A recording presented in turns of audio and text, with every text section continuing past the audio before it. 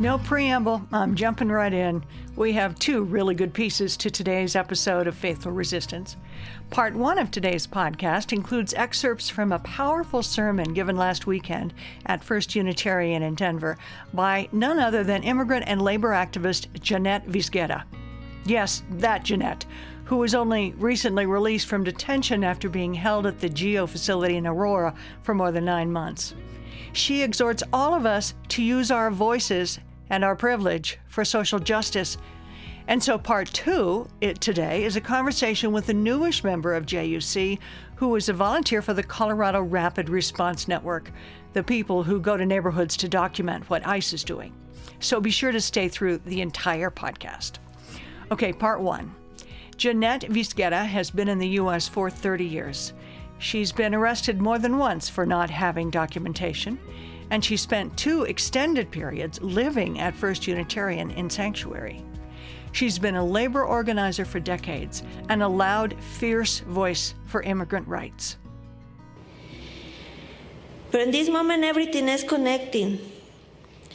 Later I'm entering the system, later released, I'm reorganizing. I'm going to speak in churches and the community and the universities. I'm creating the immigrant movement here in Colorado. This is the part of the social justice and the humanity. For example, in this moment, I continue fight for discrimination and for racial profile. This administration create bad propaganda the immigrants. In 30 years, I'm here in this country, I pay taxes. I not pick up benefits the government. He talked to supposed to be the immigrants lost your jobs, the white people or the American people. The immigrants not pay taxes. The immigrants take all benefits the system. If this is not real, the immigrants not is possible take benefits. Sometimes, as one example, in case I need benefits, I'm apply for the benefits for my kids. But I know it's possible take benefits.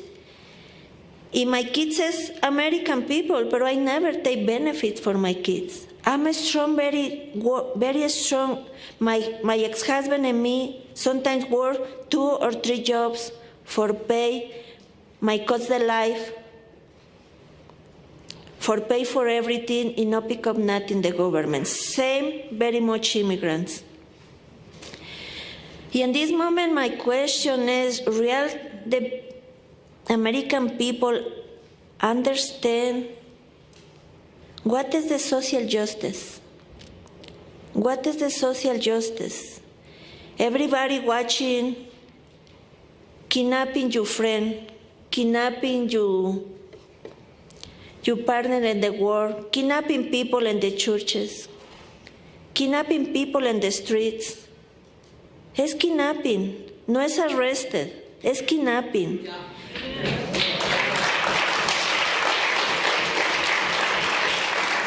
The 95% in detention, no es the first time I'm in detention, 4 times in detentions. 4 times this system steal my life, 2 times here in sanctuary. The 95% of the people no have record criminal or have some misdemeanor. How many people here no have one ticket, traffic ticket? How many people no have nothing? I remember the lawyer for government in my last court for try take bond. She talked to supposed to be I'm criminal for have 3 tickets traffic. I'm criminal for try use fake papers. And my brain is this is the hypocrisy, the system. The system have idea that all immigrants for coming here is possible working use fake papers. I never steal the identity of anybody. Every time I use my name, every time I use my date, my birthday, but I never damage anybody. Her recent 9 months in detention, which she describes in this next clip, have done absolutely nothing to quiet her voice. Quite the opposite. I listen hundreds of stories in detention, but I never stop. I continue my work. I spoke different times. I don't care in where place I'm stay. I never stop. I never quiet.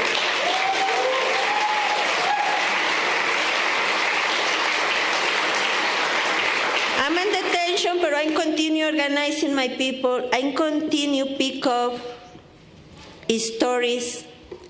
I continue document cases. In this moment, it's very important document the cases.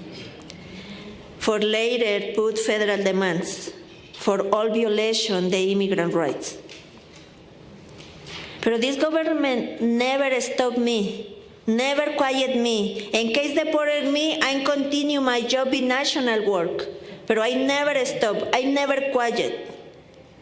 If this is important in this moment, anybody quiet. Everybody put your voice, put your privilege. Come in the election, the middle term. And this part, moving the balance. The you quiet is part of this government. The you quiet no is human. Everybody watch the injustice in this moment. If this is important, moving all churches in this moment. The faith people have very much power. Use your power. Use humanity.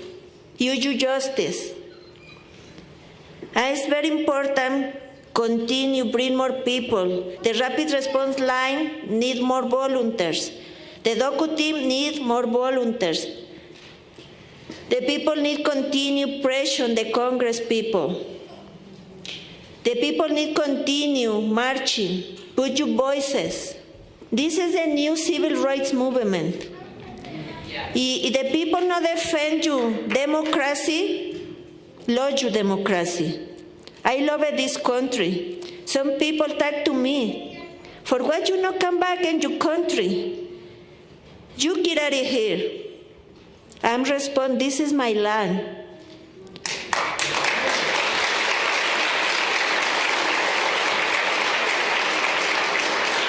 And my blonde running indigenous blonde. Everybody needs to remember, the indigenous people stay here in this continent before the European people. This is my land.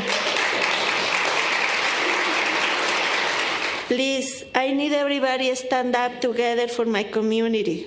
Have 1,500 people each day in detention. This is only here. In this moment, try to reopen other 2 places for put more people. I lost 9 months, 7 days in this detention. Some people have 3 years there, 2 years, 1 year. Rotting people for create more difficult in your lives. Every time you go sleep, remember have 1,500 people there, no es possible to sleep good. The lights is 24 hours. The AC, 360 days for year. The food is very bad food. The system there for protect people is bad. And this place have mothers, fathers, uncles, grandpas, grandmas, young people. It's part of my community, the you community. Please continue to stand up together. This is the real social justice. This is the real humanity. Protect each and others. I don't care the what country you come in. I don't care the what skin color you have. This is human. Please continue stand up together for my community. Thank you for everything. We're also trying to arrange an interview with Jeanette for a future episode. Now, you may have heard her mention needing volunteers for resistance work, so now you'll hear from a volunteer from our church who's a dispatcher for the Colorado Rapid Response Network, which documents and monitors ICE activity. Little did I know when I went to a recent Interfaith Immigration Network meeting on Zoom that I would meet someone from my own congregation who I hadn't met before. This is Maria Rosa Galter, who is a 2025 member, I think, of Jefferson Unitarian Church. Yeah, I joined I think I officially joined last August, I think. Yeah. I'm just going to say, early September. How did you find the church? What drew you to it? So a friend of mine mentioned, so she's been going, I think for maybe the last year or so, and she mentioned the community. And I just felt like such a great fit, because it's just really looking for something that's, open and inclusive, and, you can show up exactly as you are, whoever you are. And it felt like a breath of fresh air, really, and just really, really fitting where I'm at myself, on my own spiritual path, and then also, for my partner as well, who also felt very like this was a good fit for him. So, I'm thinking social justice is part of that social kind of justice, spiritual portfolio. Huge. Oh, for sure, huge. Really looking for a community that I could really engage. I grew up Catholic, and so social justice is a huge component of Catholic teaching.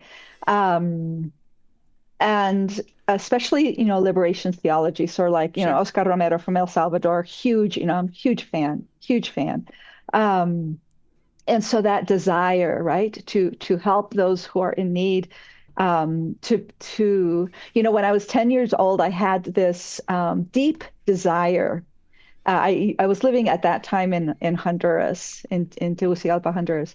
And I had this deep desire that when I was an adult, I wanted my feet to feel tired because I had spent the day, working for those who were less fortunate than I was. So this is the part that I noticed at this meeting that we were both attending, because you said you were a volunteer for what's called CORN, which is the Colorado Rapid Response Network. In That's right. Our podcast today, the clips we just played included Jeanette Vizguerra, who's an amazing immigrant rights leader in Colorado, mentioning how we need more volunteers for CORN. So anyway, this caught my attention. What do you do for CORN as a volunteer? Yeah, so CORN, the Colorado Rapid Response Network, as you mentioned, is a statewide network that not only has dispatchers, which is the role that I play, and I'll talk about that a little bit more, but also has people who are trained confirmers, so community members who have gone through the confirmer training. And the confirmers are the ones that go out into the community to observe what's happening and to determine whether or not the activity that's going on is related to immigration. They're also there to provide know your rights information if there are people who are being detained, and also just to be there as a presence of support for the individuals who may be getting detained at that moment. The other role that the confirmers play is that they dispel rumors. So there's a lot of rumors flying around in communities right now that keep people in a lot of fear.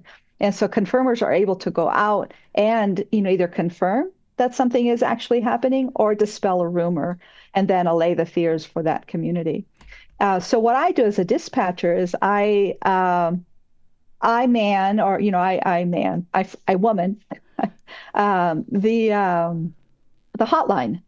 So calls come in to me.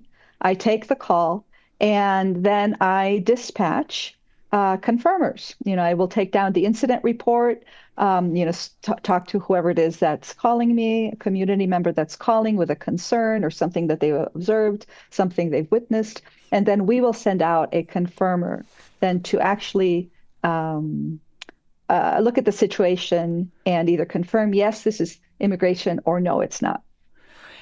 I wonder, since Minnesota, it's not very long, Yeah.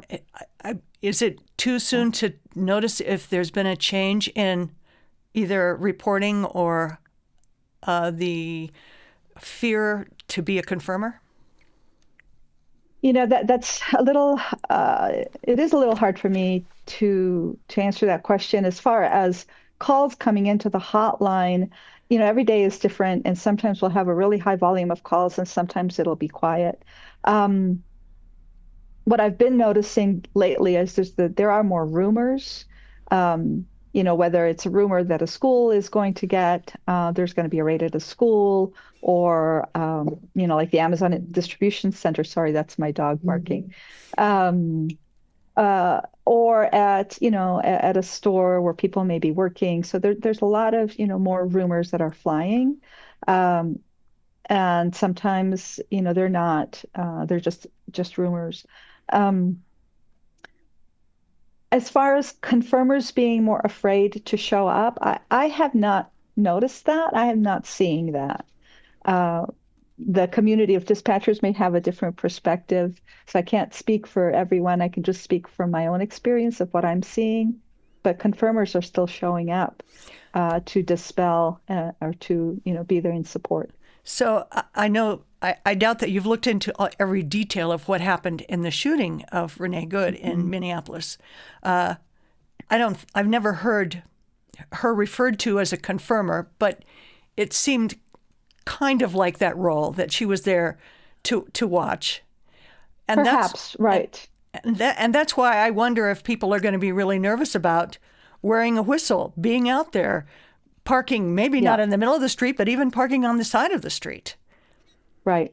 Right. And I think what's important right now, there's a couple of things that I wanted to mention. There's an organization that's called We Keep Us Safe, and it's run by El Pueblo Unido contra ICE, the people united against ICE.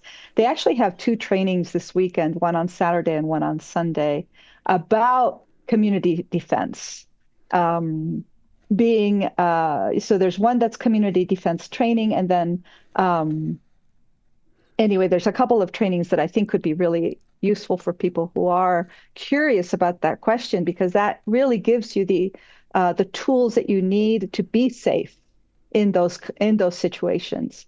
I would also really suggest that folks go to like the ACLU and download. There's tons of information on how to stay safe during protests.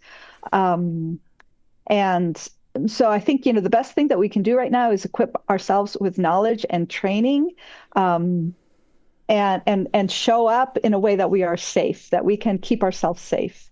And so, here's, I think, a situation where knowledge truly is important for us, to get know your rights training, community defense training, as I mentioned, nonviolence resistance training, and protesters' rights training. When you had your confirmer training, I wondered what was said about your right to be near an ICE agent, how close you can be, what you can say, what you can do. Yes. Give us the basics. Absolutely. Yes, of course. So we have a legal right. Anybody has a legal right to videotape anything in the public space. So if something is happening on a sidewalk, on a street, on a plaza, anywhere that's considered to be public space, you are allowed to videotape. As a confirmer, you are allowed to ask law enforcement agents to show their badge. You're allowed to ask them what agency they work for or what agency they represent. You cannot interfere with anything that is going on. So you really have to be a passive observer on the sidelines, but you can videotape and you can ask questions. Another important question to ask is, do you have a warrant? And warrants need to be signed by a judge. ICE will often have a warrant, but it's not signed by a judge. And so these warrants have to be signed by a judge. And then also the other thing that you can do as a confirmer or as any individual, if you are witnessing that, first of all, is to really keep yourself safe. But you can also provide if there is someone who is being detained, you can provide that individual with know your rights information. And so it's really, there are a lot of cards right now that have, your rights. And it would, it's great if you have one in your pocket, and to go through know your rights training so that you've got that easily available as to what you can say to an individual and then also for yourself. And, while you're thinking, let me ask this other question. If you're in a car and an agent approaches you and demands that you get out of the car, what's your right there? You should get out of the car. You should comply. Mm-hmm. Otherwise, you're resisting, or they can say you're resisting. Otherwise, they can say you're resisting. And from a law enforcement perspective, my understanding, and I'm not, this is just things that I've read, and my understanding, and even if you're pulled over for a traffic stop, if a law enforcement agent asks you to get out of the car, you should get out of the car, because what they're worried about is that you may have a weapon that you could use against them. So they want, if they have suspicion that you may have a weapon and they ask you to get out of the car, you need to comply. Okay. Even though technically, I don't know, I think it's a fuzzy area. Yeah. But the concern from the police officer perspective is that you might have a weapon, and so they're going to pat you down. Yeah, potentially. I can get that. Yeah. I know we don't have a lot of time, but as we wrap up, I would like to ask, what is it about your faith journey? This is a podcast called Faithful Resistance, and we are fellow Unitarian Universalists. What is it about your faith journey that that encourages you to do this work and keeps you grounded? So, the belief in human dignity, that we all carry a divine spark. In the Jefferson Unitarian, Universalist Church, we have the chalice, right, that we light, and we sing that song, that in all of us there is a spark. I truly believe that, the sacred mystery is in all things, not only human beings, but also our more than human friends out in the wild. All things are alight with the sacred and with sacred mystery. And so how do we treat each other knowing that there is that sacredness about each other? How do we look at each other in the eye? How do we speak to each other?